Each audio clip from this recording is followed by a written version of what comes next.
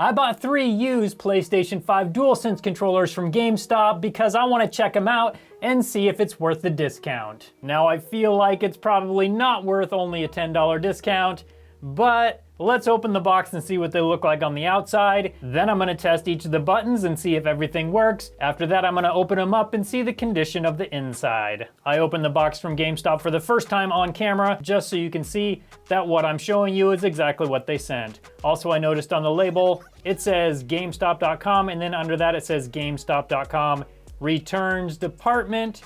So that makes me wonder if maybe they're just sending me some returns. I hope they tested them before they sent them, but we're gonna find out. So first, just kind of looking at the overall condition of it. On the outside, it really doesn't look too bad. It definitely is dirty, and on some of the texture has been worn down. But overall, I mean, it's a used controller. That's sort of what I would expect. Now, the thumbsticks have definitely got a good amount of wear on them. On this edge of this one right here, there's basically no texture left.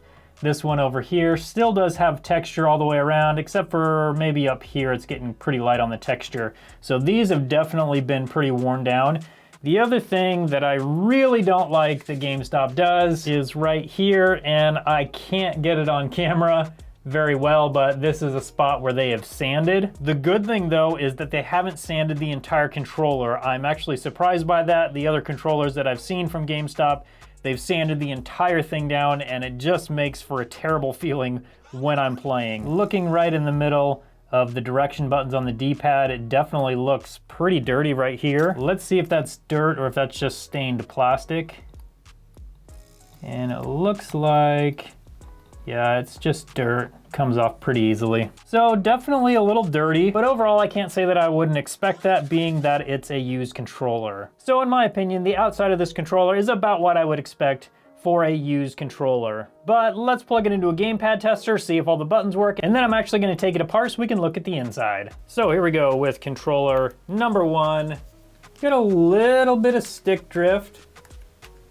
Really not bad though, I would say that's acceptable. So all the buttons seem to register fine for controller number 1. So I would say this controller is actually in not too bad a condition on the outside, and all the buttons seem to function. But next I'm gonna take it apart and let's look at the inside. What's up, number 440 and 311?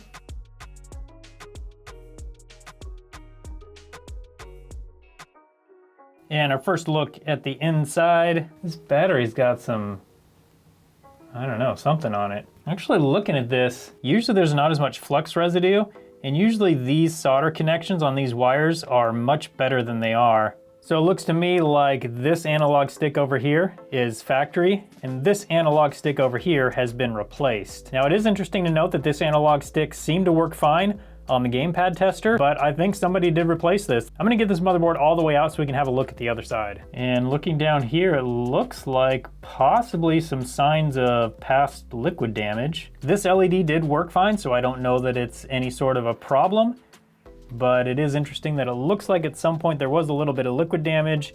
That would also match with what I saw in the battery. Kind of looks like possible liquid damage right there. Okay. And this tells us what we need to know.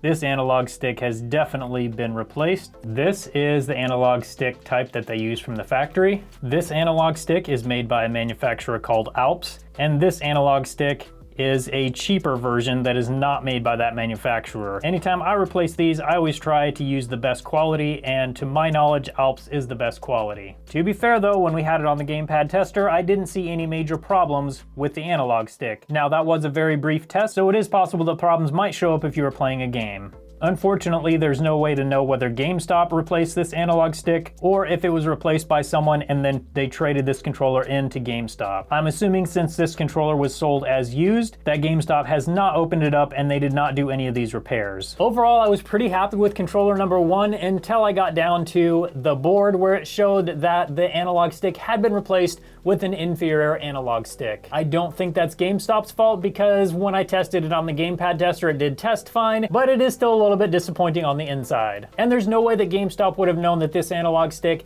had been replaced, since they most likely didn't disassemble it to inspect the inside when they took the controller in. Let's move on to controller number 2. Actually, before we do that, I just noticed something else very interesting about this controller. Tell me if you see something missing here. There's a speaker that should be right here or right here, and the speaker on this controller is just completely missing. Now again, I'm guessing GameStop probably just took this controller in, did some basic tests, and then resold it. But unfortunately, if I didn't buy this one, someone else would have gotten a controller that had no speaker in it. Now let's move on to controller number 2 and see what we find in that one. Now again, just a reminder, this is the first time I've opened any of these controllers. And this controller is in better condition than the last one, in my opinion. Got some scuffs on it, but not as worn. These thumbsticks actually look pretty good. There's a good amount of texture on them. No sanding on this controller, which is great. Again, we have number 440 and then we have 157. So on the outside, this controller looks good. Let's test it and see how the buttons work. Okay, left analog stick looks fine. Not perfect, but I wouldn't expect it to be.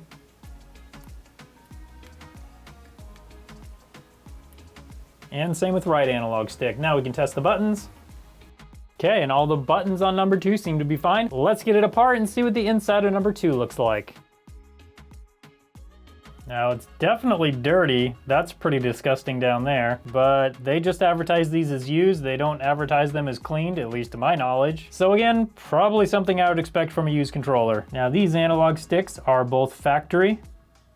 I do want to take the battery out and look at the other side of the board just to check it out. This battery is what a battery should look like. No signs of liquid damage on this battery. So this board has the speaker attached right here. Usually when you remove these, the speaker will either be attached right here or it will stay right here in this little hole for the speaker. This one is clearly attached, which is great. And these 2 analog sticks are both factory Alps analog sticks, which is also good. Now this spring down here is in good condition. These springs on the newer controllers have been upgraded to bigger springs. So that's one advantage of buying a newer controller versus these older used controllers. And this spring on the other button is also good. So I'm happy to say that controller number 2 is what I would expect from a used controller, and it seems to be in pretty good condition. Let's move on to controller number 3 and see what that one looks like. Nobody claims this one, so maybe this will be an interesting one. The thumbsticks, I mean, there's some texture on the outside here, but this is pretty disgusting right here. I mean, I know it's a used controller and all, but I just feel like that's pretty gross. I'm not sure I'd want to buy one that was so nasty. I mean, like I said, it's a used controller. There's gonna be stuff like that on it. This just seemed to have quite a bit of finger cheese down in those cracks. Now, other than that, I mean, it's definitely dirtier than the other 2. There's a lot of grime kind of built into this texture right here. Let's take a Q-tip with some IPA and just see how much of that we can get off. And it's not really showing up that great on camera, but it is actually pretty easy to get this off. I think you can see on camera that there's a nice clean square right here. So all this stuff around here is just kind of built up hand nastiness. So if it's that gross on the outside, let's see what it looks like on the inside. But before we do that, I actually need to test this. I need to put these buttons back on and then we'll test it. The thumbsticks are just dead on with no movement at all. So even though this one's pretty dirty on the outside, the buttons work great with no stickiness. Let's check it out on the inside and just see if it's as clean as it feels. And the inside so far looks really nice and clean. And I see absolutely no issues on the inside. It's actually really nice and clean in here. It looks pretty much brand new on the inside. Analog sticks are both the factory analog sticks and just basically no dirt or no grime on the inside at all. So other than being pretty grimy and gross on the outside, number 3 actually looks pretty good. If you like this type of video, I'm gonna put a link up on your screen now to a video where I bought a refurbished PS4 from GameStop that was pretty interesting on the inside. So click that link and come hang out with me over there and see what I found. I probably wouldn't buy one of these controllers for only a $10 price reduction, but tell me what you think in the comments section. Thank you so much for watching today, and I hope you have a good one.